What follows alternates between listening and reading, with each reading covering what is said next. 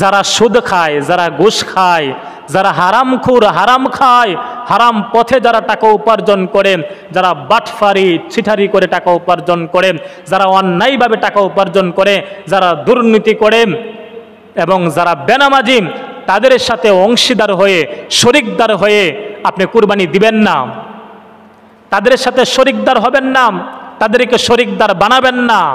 কারণ যদিও আপনার টাকা হালাল থাকে, আপনি যে টাকা দিয়ে কুরবানি দিবেন সে টাকা যদিও হালাল, আপনি মাথার গাম পায়ে ফেলে পরিশ্রম করে হালাল টাকা উপার্জন করে আপনি কুরবানি দিবেন, আপনার টাকা হালাল, কিন্তু আপনি যাদেরকে শরিকদার বানাইলেন, যাদের সাথে আপনি শরিক হইলেন, অংশীদার হইলেন, তাদের সাথে মিলে আপনি কুরবানি দিবেন, তারা যদি সুদখোর হয়, তারা যদি ঘুষখোর হয়, তারা যদি বাটফারি চিটারি হারাম পথে টাকা উপার্জন করে সে টাকা দিয়ে আপনার সাথে অংশীদার হয়, অন্যায়ভাবে টাকা যদি তারা উপার্জন করে, তারা যদি দুর্নীতি করে ওই টাকা দেওয়া যদি অংশীদার হয়, তাদের কুরবানি তো বাতিল হয়েই যাবে, পাশাপাশি আপনার কুরবানিটাও বাতিল হয়ে যাবে। এজন্য আপনি সুদখোর, ঘুষখোর যারা, হারামখোর যারা, যারা হারাম পথে টাকা উপার্জন করে, তাদেরকে আপনি অংশীদার শরিকদার বানাবেন না।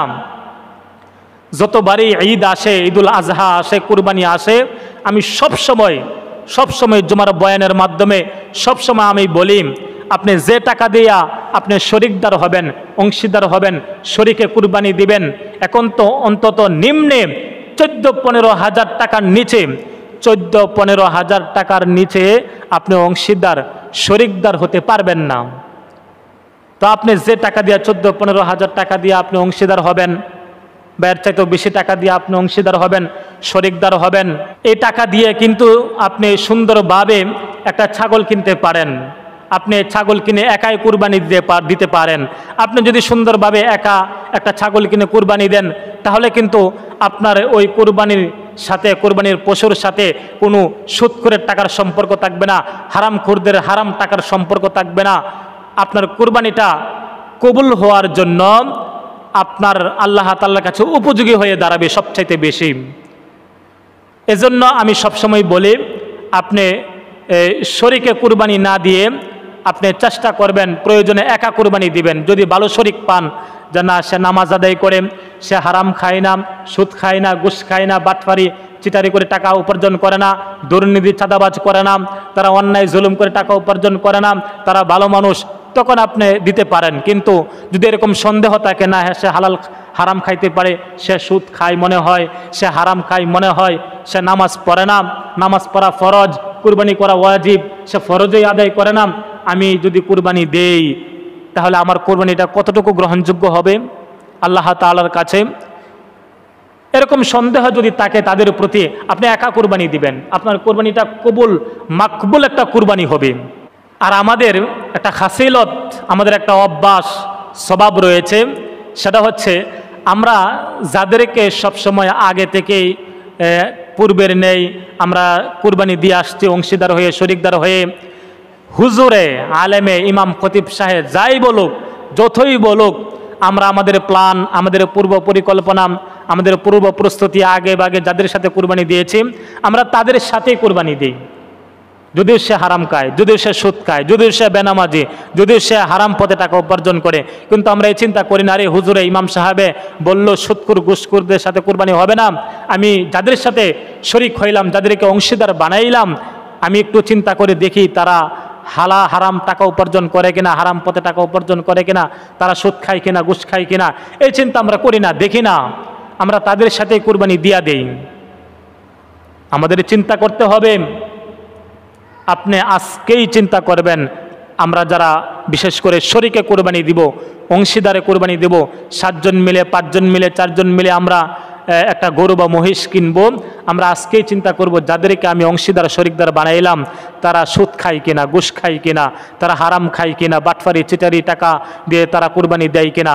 যদি দেখেন তারা দেয়, আপনি তাদের কাছ থেকে সরে আসবেন, যেভাবে পারেন, সরাসরি পারেন বা কৌশলে আপনি সরে আসবেন, বলবেন ভাই আমার ফ্যামিলি চাচ্ছে আমি যেন একা কুরবানি দেই, আমাদের ইচ্ছা আজকে এবার একটা ছাগল দিব।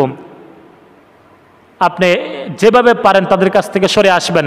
আবার আমরা অনেকে আমরা এই চিন্তা করি, সবসময় আমরা তাদের সাথে কুরবানি দিয়েছি, সবসময় আমরা একসাথে গরু মহিষ কিনে আমরা অংশীদার হয়ে কুরবানি দিয়েছি।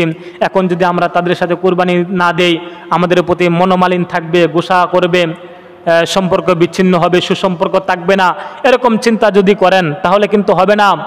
হারামখোর ঘুষখোরদের সাথে আবার কিসের সম্পর্ক? যারা হারাম খায়, যারা দুর্নীতি করে, বাটফারি করে, ছিটারি করে, যারা অন্যায়ভাবে টাকা উপার্জন করে, তাদের সাথে আপনার সুসম্পর্ক রাখার কোনো দরকার নাই। তাদের সাথে সম্পর্ক বিচ্ছিন্ন করে দেন, দরকার নাই তাদের সাথে সুসম্পর্ক রাখার। তাদের সাথে সুসম্পর্ক রাখবেন যারা নামাজ আদায় করে, যারা হালাল টাকা উপার্জন করে, যারা হালাল পয়সা উপার্জন করে, যারা হকের উপর থাকে, তাদের সাথে আপনি সুসম্পর্ক রাখবেন। আমরা সবাই যদি সুদখোরকে আমরা এরকমভাবে বিচ্ছিন্ন করে দেই, হারামখোর, দুর্নীতিবাজ, বাটফারি, চিটারি যারা সমাজের মধ্যে করে, তাদের কাছ থেকে যদি আমরা সবাই আলাদা হয়ে যাই, তখন তাদের মনের ভিতরে একটা দাক্ষা লাগবে। তারা বলবে আমি সুদ খাওয়ার কারণে সে আমার সাথে কুরবানি দিল না, ঘুষ খাওয়ার কারণে আমার সাথে সে কুরবানি দিল না, আজকে অন্যায় বাটফারি চিটারি করার কারণে আমার সাথে সে কুরবানি দিল না, সুসম্পর্ক রাখলো না। তাদের মনের ভিতরে একটা দাক্ষা লাগবে। হতে পারে সেই দাক্ষায় সে হারাম পথে বেছে হালাল পথে চলে আসবে, ঠিক কিনা? এজন্য আপনারা একটু চিন্তা করবেন, যাদের সাথে অংশীদার শরীকে কুরবানি দিবেন, আপনারা একটু চিন্তা করে দেখবেন তারা আসলে কোন পথে আছে। হারাম পথে থাকলে চলে আসবেন, আলাদা হয়ে যাবেন। যদি হালাল পথে থাকে, আলহামদুলিল্লাহ আপনারা থাকবেন। আরেকটা বিষয় হচ্ছে, আমরা যারা কুরবানি দিব, যদি আমাদের ভিতরে হিংসা বিদ্বেষ থাকে, তাহলে কিন্তু আপনার কুরবানি হবে না, কবুল হবে না। কুরবানির যে সূচনাকালের যে ইতিহাস আমরা মোটামুটি অনেকেই জানি, সবাই জানি। আমাদের আদি পিতা হযরতে আদম আলাইহিসসালামের ছেলে হাবিল কাবিলের যে কুরবানি, একজনের কুরবানি কবুল হয়েছে, আরেকজনের কুরবানি কবুল হয় নাই। হাবিলের কুরবানি কবুল হয়েছে, কাবিলের কুরবানি কবুল হয় নাই। আর কারণ হচ্ছে একটা, কাবিলের ভিতরে হিংসা ছিল, হিংসা থাকার কারণে তার কুরবানি কবুল হয় নাই। এজন্য আমরা যারা কুরবানি দিব, আমাদের ভিতরে, আমাদের সবার ভিতরে যাতে করে হিংসা বিদ্বেষ না থাকে। ইন্নাল হাসাদা ইয়াকুলুল হাসানাত কামা তাকুলুন নারুল হাতাব। যদি হিংসা থাকে, হিংসার আগুনে লাকড়িকে যেরকমভাবে আগুন খেয়ে ফেলে, আপনার হিংসার আগুনে সমস্ত নেক আমল আপনার খেয়ে ফেলবে, ধ্বংস করে দিবে। আমরা নামাজ পড়ি, কুরবানি করি, যাই করি, হিংসা থাকলে এগুলো ধ্বংস করে দিবে। এজন্য হিংসা মুক্ত থাকার চেষ্টা করবেন। আরেকটি কথা হচ্ছে, আমরা আমাদের মধ্যে যদি যারা কুরবানি দিব, যদি গোশত খাওয়ার নিয়ত থাকে বা মানুষ দেখানোর ইচ্ছা থাকে, তাহলে কিন্তু আপনার কুরবানি কবুল হবে না। আমরা নির্ভেজাল একমাত্র আল্লাহ এবং তার রাসূলকে খুশি করার জন্য আমরা কুরবানি দেওয়ার চেষ্টা করব, সেইভাবে আমরা কুরবানি দিব। আল্লাহ তাআলা আমাদেরকে সুন্দরভাবে, শুদ্ধভাবে, যেভাবে কুরবানি করলে আল্লাহ তাআলা কবুল করিবে, সেইভাবে কুরবানি দেওয়ার তৌফিক দান করুক সকলেই পড়ি আল্লাহুম্মা আমিন।